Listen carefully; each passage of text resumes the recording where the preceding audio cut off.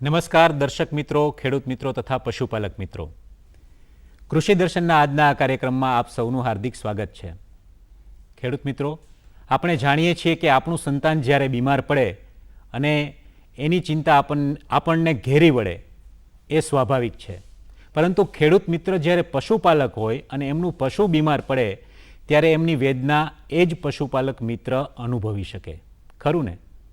પણ એ ઉપરાંત કૃષિ દર્શન કાર્યક્રમ તમામ ખેડૂત મિત્રો અને પશુપાલક મિત્રોની ચિંતા કરે છે. કેવી રીતે? જે ખેડૂત મિત્રો અને પશુપાલક મિત્રોને પ્રશ્નો ઉદ્ભવે છે, થાય છે કે આ સમસ્યાનું સોલ્યુશન કેમ કરવું, એ તમામ માર્ગદર્શન કૃષિ દર્શનના કાર્યક્રમમાં મળે છે. તો આજે પશુઓની અંદર થતા જે રોગો છે એમાં ખાસ કરીને આજનો મુખ્ય વિષય કે પશુઓમાં પરોપજીવો દ્વારા કેવા પ્રકારના રોગો થાય, એને કેવી રીતે નિવારી શકાય, એ તમામ માહિતી અને માર્ગદર્શન આજે આપણે આ કાર્યક્રમમાં આપવાના છીએ. અને આ કાર્યક્રમમાં આજે આપણી વચ્ચે તજજ્ઞ તરીકે ડૉક્ટર પ્રકાશસિંહ બોરીસાગર સાહેબ ઉપસ્થિત થયા છે, જે મદદનીશ પશુપાલક નિયામક પશુરોગ સંશોધન લેબોરેટરી રાજકોટ ખાતે તેઓ ફરજ બજાવે છે. તો આપ સૌ વતી સૌ પહેલાં સાહેબનું શબ્દસહ સ્વાગત કરી લઈએ. નમસ્કાર સાહેબ. નમસ્કાર ખેડૂત મિત્રો, પશુપાલક મિત્રો. આજના આ કાર્યક્રમમાં આપનું ખૂબ ખૂબ હાર્દિક સ્વાગત છે. સાહેબ, પશુઓમાં તો ઘણા બધા પ્રકારના રોગો થતા હોય, પરંતુ પરોપજીવો એટલે શું, એ સૌથી પહેલા અમારા ખેડૂત મિત્રો અને પશુપાલક મિત્રોને આપ માહિતી આપો અને એ ક્યાં જોવા મળે એના વિશે પણ કહો. આ બહુ સરસ પ્રશ્ન છે.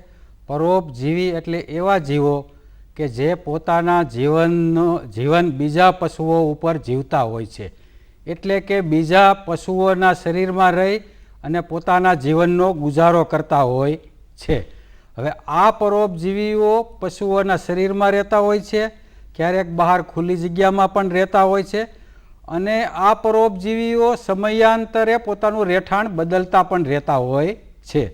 હવે આ પરોપજીવીઓની એક ખાસિયત એવી હોય છે કે પોતાના માટેનો જે ખોરાક છે તે આ પશુઓમાંથી બહુ આસાનીથી છીનવી લેતા હોય છે. ઘણી વખત આ પરોપજીવીઓ પશુઓના શરીરમાં ઘણા લાંબા સમય સુધી રહેતા હોય છે અને ઘણા લાંબા સમય સુધી રહી પશુઓના સ્વાસ્થ્ય ઉપર ઘણી જ માઠી અસર કરતા હોય છે. પશુઓના ઉત્પાદન ઉપર, સ્વાસ્થ્ય ઉપર ઘણી જ ગંભીર પ્રકારની અસર કરતા હોય છે.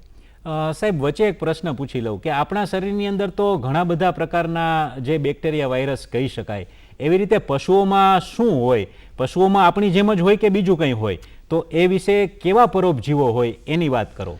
આપણા શરીરમાં જે રીતે બેક્ટેરિયા, વાયરસ અને પરોપજીવીઓ હોય છે, એવી જ રીતના પશુઓને પણ આવા સૂક્ષ્મ જીવો હેરાન કરતા હોય છે અને રોગ કરતા હોય છે.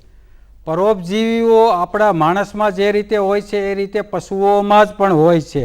એ પશુઓના શરીરમાં રહેતા હોય છે, પશુઓના શરીરમાંથી લોહી વગેરે ચૂસી પોતાનો ખોરાક મેળવતા હોય છે અને પશુઓના શરીરમાં હાનિ પહોંચાડી પશુઓને રોગ કરી એની ઉત્પાદન ક્ષમતા ઘટાડતા હોય છે અને પશુઓના શરીર નબળું પાડી અને પશુઓને રોગ ઉત્પન્ન કરતા હોય છે. હવે આપણા શરીરની અંદર જેમ સાહેબ અલગ પ્રકારના બેક્ટેરિયા, વાયરસ અને કૃમિ ખાસ કરીને જે હોય છે, એ કૃમિઓ પશુઓમાં પણ હોય? જો હોય તો આપણને કેમ ખબર પડે કે આ પશુઓના પેટમાં આવી કૃમિઓ છે? પશુપાલકને જો ખબર પડી જાય કે એના પશુઓમાં આ કૃમિનું સંક્રમણ થયેલ છે તો વહેલાસર એની સારવાર કરી અને એ પશુઓને કૃમિના સંક્રમણમાંથી મુક્ત કરી શકાય. એટલા માટે આ પશુઓ કૃમિથી સંક્રમિત થયેલ છે જાણવું બહુ જરૂરી છે. એના માટે કૃમિથી સંક્રમિત થયેલા પશુઓમાં જુદા જુદા ચિહ્નો બતાતા હોય છે. એ ચિહ્નો બહુ મહત્ત્વના છે. દાખલા તરીકે પશુને અપચો થાય, આફરો ચડે, ખોરાક ઓછું ખાવાનું કરે, અને ઘણી વખત પશુ ખોરાક ખાવા છતાં દુબળું પડતું જાય, કારણ કે જે પશુનું પોષણ મળતું હોય છે એ પોષણ આ કૃમિઓ લઈ લેતા હોય છે, જેથી કરીને પશુઓ ખોરાક ખાવા છતાં પણ નબળું પડી જતું હોય છે અને પશુઓમાં એનેમિયા જેવી અસર થાય છે, કારણ કે આ કૃમિઓ પશુઓના શરીરમાં, આંતરડામાં, જઠરમાં રહી લોહી ચૂસતા હોય છે. એટલે પશુઓને એનેમિયાની અસર થાય છે, પાચન ઓછું થાય છે, લોહી પાતળું થઈ જાય છે અને પશુઓની શરીરની ચામડી ફીકી થઈ જાય છે, નિસ્તેજ થઈ જાય છે અને પશુઓનું શરીર આખું વૃક્ષ જેવું થઈ જાય છે અને પશુઓના શરીર ઉપર જે વાળ એટલે કે રૂવાટી હોય છે તે બરછટ થઈ જાય છે અને પશુઓને ઝાડા અથવા તો કબજિયાતની અસર થાય છે. આવા ચિહ્નો જો સામાન્ય રીતે પશુઓમાં જોવા મળે તો પશુઓના માલિકને લાઇટ થવી જોઈએ કે એના પશુઓમાં કૃમિના સંક્રમણની શક્યતા પૂરેપૂરી છે. આગળ વાત કરતા સાહેબ, આપણે જે પશુઓના જે રોગો છે એમાં જે પરોપજીવો છે એના કયા કયા પ્રકાર હોઈ શકે એ વિશે વાત કરો. પશુઓના પરોપજીવોના જે રોગો છે એ પહેલાં તો આપણે સમજી લઈએ કે કેવી રીતના થાય છે. હવે આ પરોપજીવીઓ જે હોય છે એ જનરલી છે ને પશુઓ આપણા જે ચરતા હોય છે, ચરિયાણના પશુઓ હોય છે એમાં વધારે પ્રમાણમાં આનું સંક્રમણ થવાની શક્યતા વધારે રહેલી હોય છે. જનરલી આપણા પશુઓ જે ચરિયાણ વિસ્તાર હોય એમાં ચરતા હોય છે ત્યારે એ ચરિયાણના ઘાસ સાથે માટીમાં રહેલા કૃમિના ઈંડાઓ એના પશુના શરીરમાં જાય છે અને પશુઓને રોગથી સંક્રમિત કરે છે.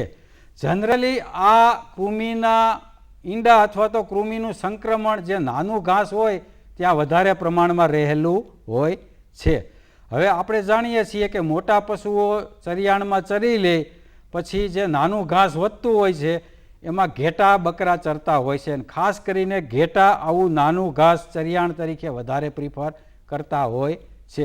એટલે મોટા પશુઓ આ મોટું ઘાસ ચરી લે પછી નાના ઘાસમાં જે ઘેટા બકરા ચરતા હોય છે એટલે આ ઘેટા બકરાને આ કૃમિનું સંક્રમણ થવાની શક્યતા વધારે પ્રમાણમાં રહેલી હોય છે. કારણ કે આપના કહેવા મુજબ એ ઘાસની જે સાઇઝ છે એ ખૂબ નાની થઈ ગઈ હોય છે. જી જી. અને ઘેટા બકરા જ આ નાનું નાનું ઘાસ ખાતા હોય છે એ પ્રમાણે.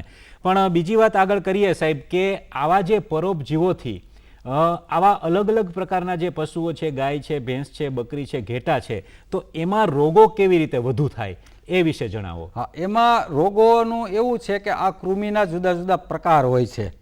દાખલા તરીકે યકૃત કૃમિ, બરાબર, ગોળ કૃમિ, પટ્ટી કૃમિ, આવા જુદા જુદા પ્રકારના કૃમિ હોય છે. એ કૃમિના સંક્રમણને કારણે પશુઓમાં રોગ થતા હોય છે. દાખલા તરીકે ગોળ કૃમિ હોય તો એના પણ પેટા ભાગ હોય છે.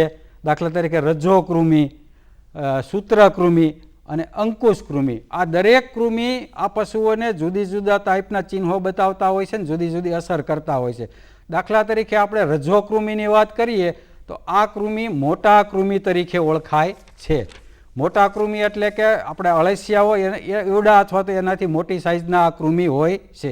અને આ કૃમિ આપણા જે ગાય કે ભેંસ કે જે પશુઓ છે એના 6 મહિના સુધીની ઉંમરના પારું કે વાછરું હોય એમાં વધારે પ્રમાણમાં જોવા મળે છે. અને આ કૃમિ આવા પશુઓના આંતરડામાં રહેતા હોય છે અને આવા પશુઓના આંતરડામાં રહી પોતે પોતાનો ખોરાક મેળવી અને આ પશુઓને અસર કરતા હોય છે. જનરલી શિયાળાની શરૂઆતમાં આનો ઉપદ્રવ આ પશુઓમાં વધારે પ્રમાણમાં જોવા મળે છે. હવે આ કૃમિનું ખાસિયત શું છે કે ઘણી વખત આંતરડાના પોલાણમાં આ કૃમિનો સંખ્યા ઘણી વખત એકદમ ઝાઝી વધી જાય તો એ આંતરડાનું પોલાણ આખું રોકી દે છે. અને આંતરડાનું પોલાણ રોકી દે એટલે પશુઓને ચૂક આવે. આપણા જે નાના જે આ બચ્ચા છે એ આડે પડખે થઈ અને પગ ખેંચે, ચૂક આવે અને ઘણી વખત આની વધારે પડતી વિષમ પરિસ્થિતિમાં પશુઓનું મૃત્યુ પણ થતું હોય છે. અને આ પ્રકારની કન્ડિશનમાં પશુઓને પાતળા, ચીકડા, કાળાશ પડતા, વાસ મારતા ઝાડા પણ થતા હોય છે. આ આપણે જે રજો કૃમિની વાત કરી.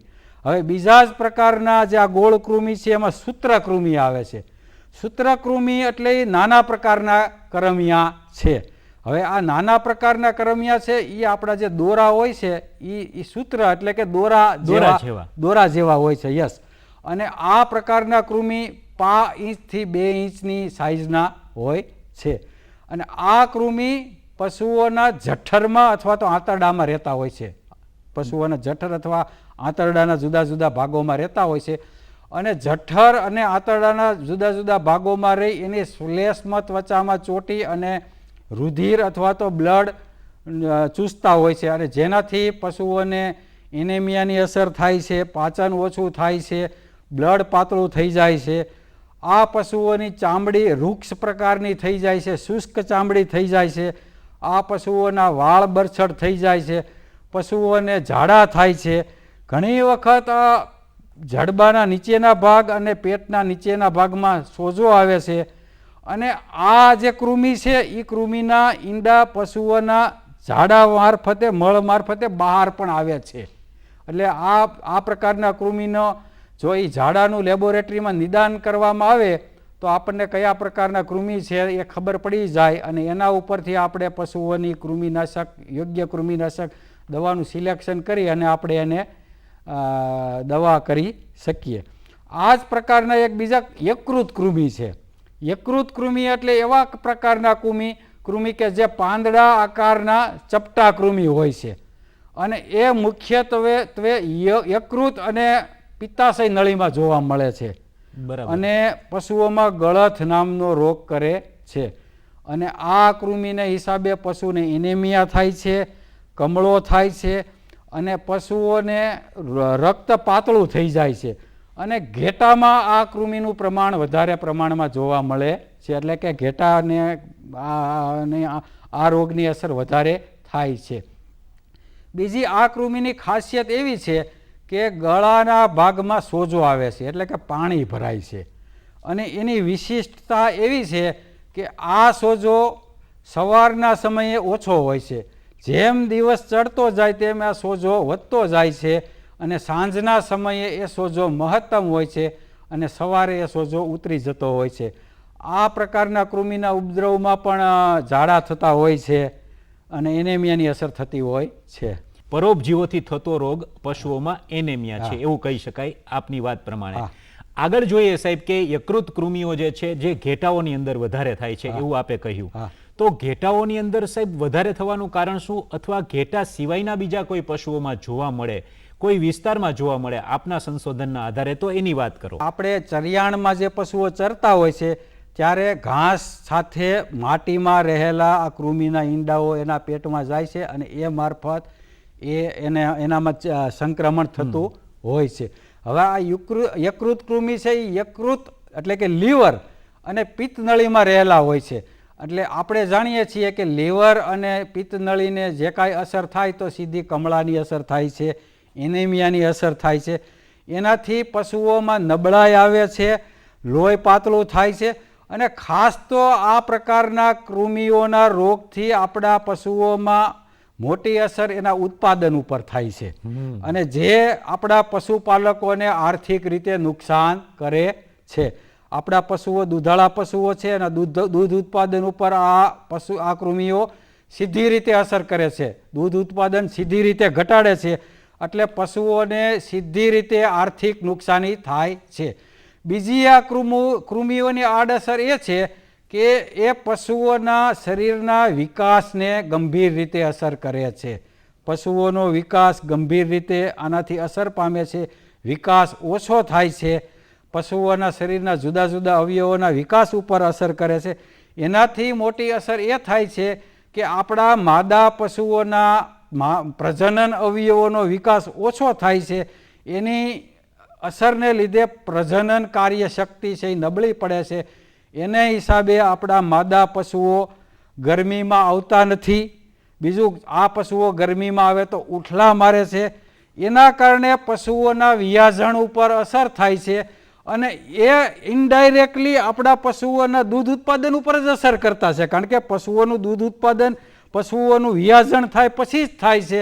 એટલે આ પણ એ બીજી રીતે પણ પશુઓને આર્થિક રીતે ગંભીર રીતે નુકસાન કરતા છે, અને જે પશુઓ આપણા પશુપાલકોને આર્થિક રીતે ગંભીર રીતે નુકસાન કરે છે. સાહેબ, ગોળ કૃમિ જે છે એને લીધે પશુમાં શું થાય? હા, આ ગોળ કૃમિ જે છે ને એ પશુઓના જઠર અને આંતરડામાં રહેતા હોય છે, અને જઠર અને આંતરડાના જુદા જુદા ભાગમાં રહી પોતાનું પોષણ મેળવી આ પશુઓમાંથી, અને પશુઓને ગંભીર રીતે એના આર્થિક સ્વાસ્થ્ય ઉપર અસર કરતા હોય છે. હવે આ ગોળ કૃમિ છે એ પશુઓના આંતરડાની શ્લેષ્મ ત્વચા ઉપર ચોટી લોહી ચૂસતા હોય છે, એટલે આપણે સીધી રીતે જાણી શકીએ કે એના હિમોગ્લોબિન ઘટતું હોય છે, એનેમિયાની અસર થતી હોય છે, પાચન ઉપર અસર કરતા હોય છે. બીજું આ એના ચામડીની જે શાઇનિંગ છે એના ઉપર અસર કરતા હોય છે. ચામડી ફીકી દેખાય છે. આ પશુઓની જે રૂવાટી કે જેને આપણે વાળ કહીએ છીએ એ બરછટ થઈ જતા હોય છે. અને આપણા આ પશુઓને યા તો કબજિયાત અથવા ઝાડાની અસર રહેતી હોય છે. અને એ રીતે પશુઓના વિકાસમાં ઘણો જ ગંભીર અવરોધ ઊભા કરતા હોય છે.